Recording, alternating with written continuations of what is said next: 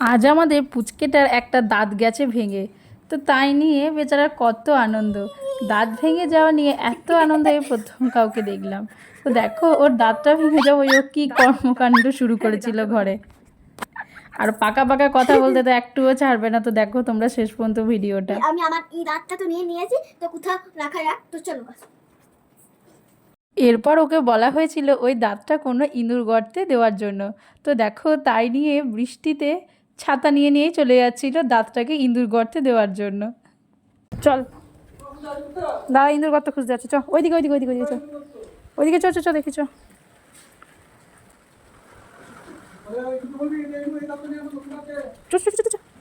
ডান দিকে ডান দিকে ডান দিকে ডান দিকে ডান দিকে ডান দিকে এদিকে চ চ চ চ এগো এগো এগো এগো চ। তো কোথায় এখন রাখবো, তো চলো।